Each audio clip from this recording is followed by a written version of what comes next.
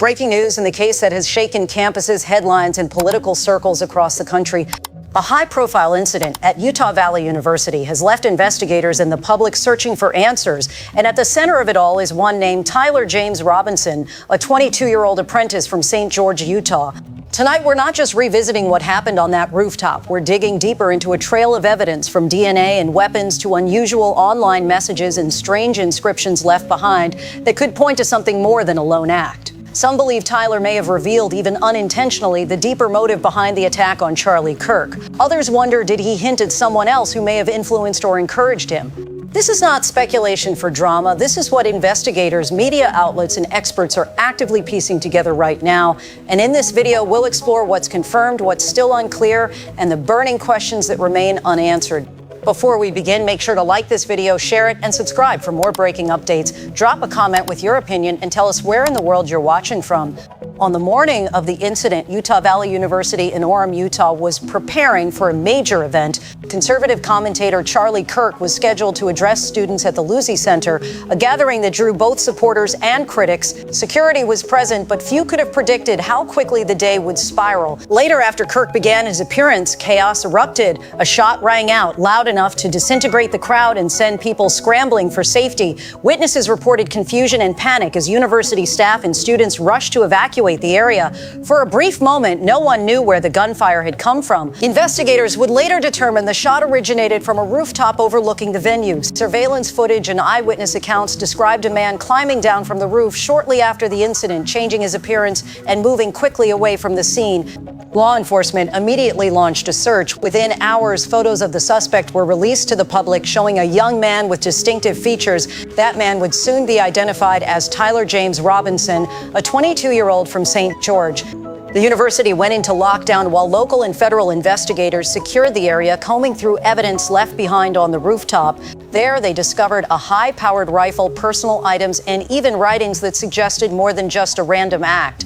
What began as a single shot on a college campus was rapidly unfolding into a national case. Questions multiplied. Who was the suspect? Why target this event? And most importantly, did he act on his own? As the manhunt grew, attention shifted to Tyler Robinson's background, his journey from a quiet town hours away, and how his path intersected with one of the most talked about figures in American politics. The answers, investigators believe, might lie not only in the weapon he carried, but also in the digital trail and physical clues he left behind. So who is Tyler James Robinson, the man now at the center of this investigation? At just 22 years old, Tyler Robinson seemed, at least on the surface, like an ordinary young man. He lived in St. George, Utah, a quiet community about 3.5 hours away from Utah Valley University. Far from the bustling political events and media spotlight, St. George is known more for its red rock landscapes than national headlines. Robinson was enrolled in an electrical apprenticeship program at Dixie Technical College. By most accounts, he was building a trade skill and following a path towards stable work. Friends and neighbors described him as someone who kept to himself. He was not widely known for any public activism, nor was he considered a figure of influence in his community. And yet, investigators say his digital footprint began to reveal more than his quiet daily life suggested. Reports point to a growing interest in political issues, with messages that hinted at frustration and, in some cases, pointed criticism of public figures, including Charlie Kirk. His decision to travel from St. George to Orem raised questions. Why make the 3.5-hour drive? Was it planned carefully, or was it an impulsive decision? Investigators believe the distance, combined with evidence later found on the rooftop, suggests a degree of preparation. For many following the case, this contrast between a young man in technical training and the shocking act tied to him has been one of the most unsettling details. How does someone with no prior criminal record suddenly become linked to such a high-profile event? Was this the action of an isolated individual, or does his background hold clues to something deeper? As his story began to unfold, law enforcement shifted focus from who Tyler Robinson was to how he ended up on that rooftop and why. The answers, they believed, could be pieced together from the hours following the incident when the search for him intensified. In the hours after the shooting, the search for the suspect intensified. Law enforcement at both the state and federal level worked quickly, releasing images captured near the scene. The photos showed a young man descending from a rooftop, his appearance partially disguised, but not enough to avoid recognition. Those images spread rapidly online and across news outlets. It didn't take long before the man in the photos was identified as Tyler James Robinson. What happened next would surprise many following the case. Instead of a dramatic confrontation, Robinson ultimately surrendered to authorities. According to reports, it was his own father who played a crucial role, urging his son to turn himself in after realizing the magnitude of the situation. Within hours of being named as the prime suspect, Robinson walked into custody. From there, the tone of the case shifted. The manhunt was over, but the investigation had only just begun. Prosecutors moved quickly, charging Robinson with serious offenses, including aggravated murder. He was ordered held without bail, meaning he would remain in custody as the legal process unfolded. But even in custody, Robinson has remained a mystery. Officials say he has not cooperated with investigators, offering no direct confession or explanation for his actions. Instead, the details of what may have happened and why are being pieced together from physical evidence and his digital communications. For investigators, Robinson's silence only deepens the mystery. Without statements from him, every clue must be drawn from the evidence left behind. DNA samples, the rifle recovered at the scene, the digital footprint pointing to his online activity, and the unusual inscriptions found on ammunition. For the public, the quiet surrender raised its own questions. Was this the move of someone who regretted his actions, or was it simply the inevitable result of overwhelming evidence closing in? What's certain is that his surrender marked a turning point. The focus was no longer on locating him, it was on uncovering the truth behind his actions, and that truth, investigators believed, might lie in the trail of evidence he left behind. Once Tyler Robinson was in custody, attention shifted to the evidence investigators had already gathered, and it turned out to be a trail of clues that painted a very detailed picture. The first breakthrough came in the form of DNA evidence. Forensic teams had recovered a towel wrapped around the rifle used in the shooting. That towel, investigators say, carried Robinson's DNA. But that wasn't all. A screwdriver found on the rooftop, believed to have been used to access the vantage point, also contained traces matching his profile. These discoveries quickly tied Robinson to the scene in a way that went beyond eyewitness accounts. Next was the weapon itself, a bolt-action rifle, specifically a Mauser Model 98 chambered in .30-06 caliber. This wasn't a random find. It was collected and analyzed in detail. Ballistics experts matched the weapon to the shot fired that day, confirming it as the source. But perhaps the most puzzling clues weren't physical tools or weapons, but words. Some bullet casings and unfired rounds recovered at the scene carried inscriptions. Investigators revealed that they were marked with phrases referencing anti-fascist slogans, popular culture, and even meme-style commentary. One casing reportedly read, "Hey, fascist, catch!" Another referenced the well-known protest song Bella Ciao. These details added a new layer of complexity. What motivated Robinson to etch those words? Were they meant as a message, an expression of belief, or simply a way to shock? The inscriptions didn't provide a direct answer, but they did give investigators reason to consider ideological factors as a possible part of his motive. Beyond the rooftop and weapon, digital forensics opened another door. Authorities uncovered messages in private Discord chats where Robinson allegedly referenced the crime directly. In one striking post he wrote, "It was me at UVU yesterday," a message sent before his surrender. If verified fully in court, this would not only show awareness, but also amount to a chilling admission in his own words. Adding to this, investigators say Robinson had apparently studied campus maps and tracked Charlie Kirk's public appearances. This level of preparation suggested intent rather than a spontaneous act.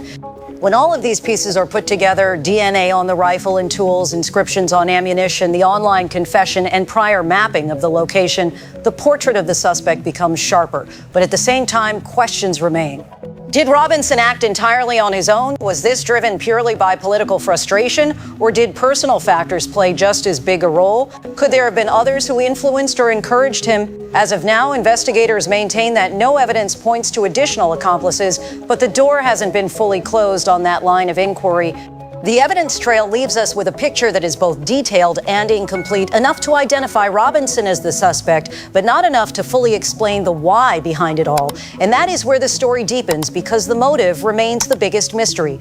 When it comes to any major case, one of the first questions people ask is why? What could push someone to carry out an act that would change so many lives? In the case of Tyler Robinson, investigators and the public alike are still searching for that answer.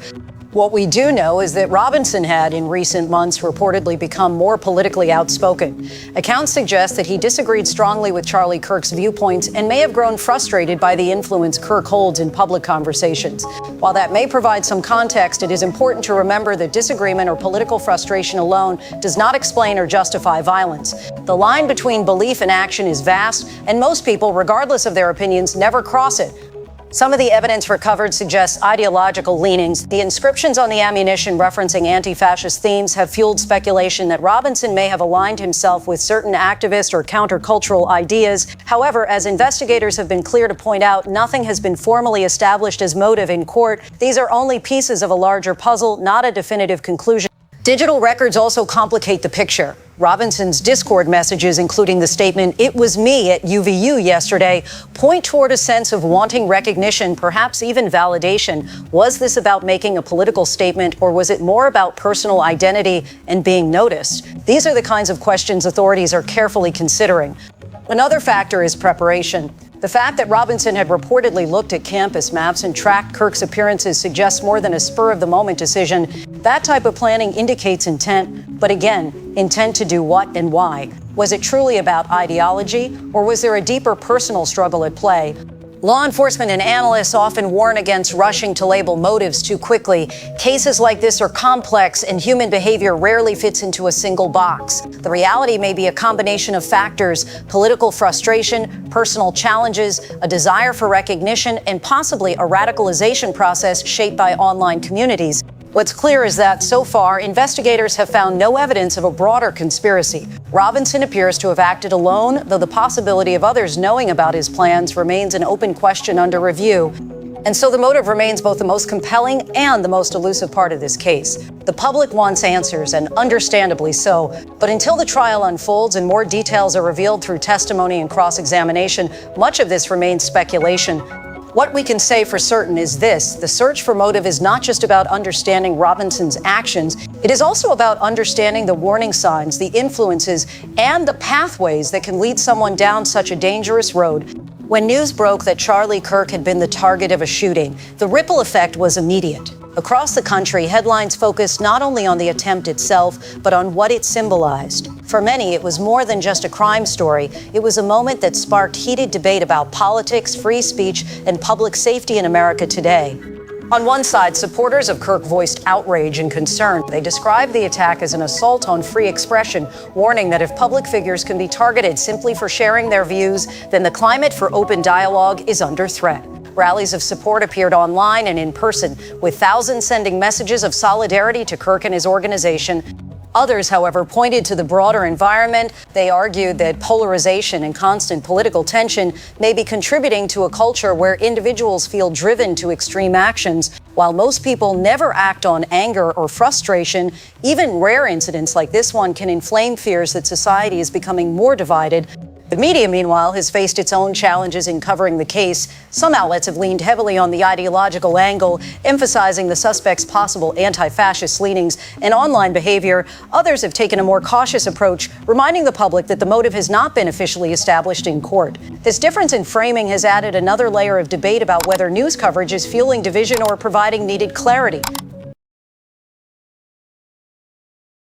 On social media, reactions have been even more polarized. Hashtags connected to the case trended almost instantly, with some users framing Robinson as a political actor and others focusing on his personal life and mental state. The sheer volume of commentary made it difficult to separate fact from speculation, a challenge that has become all too common in the digital era. Community leaders in Utah, where the incident took place, have also weighed in. Local officials stress the importance of letting the justice system do its work while calling for unity rather than division. On campuses, where students are still processing the fact that this happened so close to home, conversations have centered on safety and whether enough protections are in place during high-profile events. For Charlie Kirk himself, the attempt has become a defining moment. While shaken, he has continued to appear publicly, framing the incident as evidence of the risks he and others face when speaking out on controversial issues. His message to supporters has been one of resilience, a refusal to be silenced by fear. Ultimately, the public reaction and media coverage highlight how cases like this go beyond the courtroom. They become part of a national conversation about safety, politics, and the future of free speech. And that conversation, like the investigation itself, is far from over. With Tyler Robinson now in custody, the focus of this case has shifted to the courts. The legal process ahead will be long, detailed, and closely watched by the public, media, and political figures alike. Robinson has already been charged with aggravated murder and other serious offenses. These are among the most severe charges under Utah law, carrying the possibility of life in prison if he is convicted. Because of the high-profile nature of the case, every filing, every motion, and every court appearance is expected to draw significant attention. For now, Robinson remains held without bail. This means he will stay in detention while his case moves through the system. Prosecutors argued successfully that releasing him would pose too great a risk. Defense attorneys, meanwhile, are expected to challenge parts of the evidence and may attempt to argue about his state of mind, his online influences, or whether law enforcement followed proper procedure in collecting materials. One of the early questions will be whether Robinson chooses to enter a plea. Will he deny the charges and force a trial, or will there be negotiations for some form of agreement? At this stage, no such decision has been made public. The evidence itself will play a central role in shaping the legal battle. Prosecutors will likely highlight the DNA matches tying Robinson to the rifle and the rooftop tools. They will present the ballistic tests that link the weapon to the shot fired, and they will underscore the digital messages where Robinson appeared to admit involvement.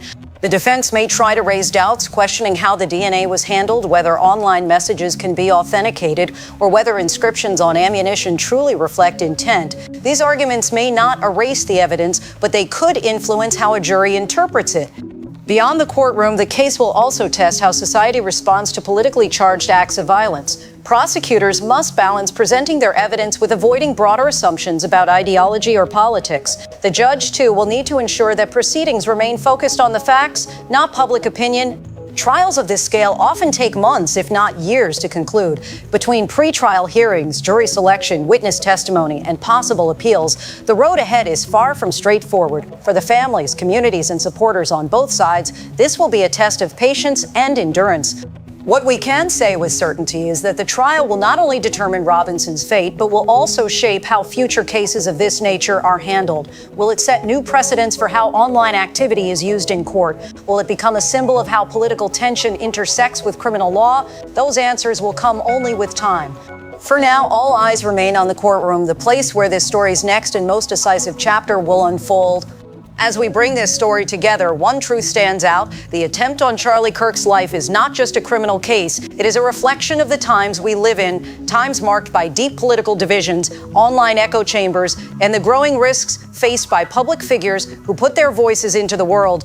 The evidence against Tyler Robinson is strong, yet his true motive remains a puzzle. Was this about ideology? Was it personal? Or was it a complicated mix of both? Investigators continue to search for that answer, and the courts will ultimately determine his fate. But beyond the legal details, this case forces us to ask bigger questions. What role does political tension play in shaping the actions of individuals? How do online spaces influence beliefs? And when does that influence cross into dangerous territory? Most importantly, how can society reduce the risk of such violence without silencing the very debates that define democracy? For Charlie Kirk and his supporters, the message has been clear. They will not be silenced. For the public, the message is more complicated, one of both fear and reflection. Because if something like this can happen on a college campus in Utah, it reminds us that safety and free expression are intertwined in ways we cannot ignore. The story of Tyler Robinson is far from over. The trial will bring new evidence, new testimony, and likely new twists that none of us can yet predict. As those details emerge, one thing is certain: the world will be watching. And that brings us to you, the viewers. What do you think about this case? Do you believe Robinson acted purely on ideology, or was there something deeper driving him? Share your thoughts in the comments below and let us know where you're watching from. If you found this breakdown informative, don't forget to like this video, share it so more people can join the discussion, and subscribe to our channel for continued coverage as this case develops. Your support helps us bring you these in-depth reports and ensures that important stories like this one don't go unheard. This has been one of the most complex and unsettling cases in recent memory, and we will continue to follow every development. Stay tuned, stay thoughtful, and above all, stay safe.